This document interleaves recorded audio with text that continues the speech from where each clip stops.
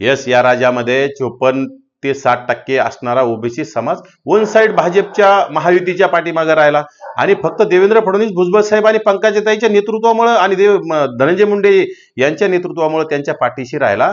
खरं तर ह्या नेत्यांचे सर्वांनी आभार मानले पाहिजे. त्यांच्या त्या महायुतीच्या मित्रपक्षांनी यांचे आभार मानले पाहिजे. कारण यांच्यामुळं आज महायुती सत्तेत आली, ओबीसीमुळे महायुती सत्तेत आली. त्यामुळं आताचा पुढचा मुख्यमंत्री ओबीसीचा झाला पाहिजे असं माझ्या नाही, माझ्या ओबीसी समाजाच्या भावना आहेत. आणि नक्की देवेंद्र फडणवीस ओबीसींना चान्स देतील. अमित शहा असतील, नरेंद्र मोदी असतील, हे ओबीसींना चान्स देतील असं आम्हाला वाटतंय.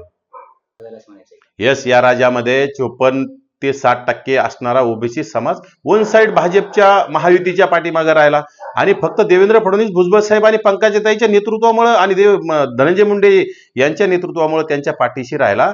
खरं तर ह्या नेत्यांचे सर्वांनी आभार मानले पाहिजे. त्यांच्या त्या महायुतीच्या मित्रपक्षांनी यांचे आभार मानले पाहिजे. कारण यांच्यामुळं आज महायुती सत्तेत आली, ओबीसीमुळे महायुती सत्तेत आली. त्यामुळं आताचा पुढचा मुख्यमंत्री ओबीसीचा झाला पाहिजे असं माझ्या नाही, माझ्या ओबीसी समाजाच्या भावना आहेत. आणि नक्की देवेंद्र फडणवीस ओबीसींना चान्स देतील. अमित शहा असतील, नरेंद्र मोदी असतील, हे ओबीसींना चान्स देतील असं आम्हाला वाटतंय.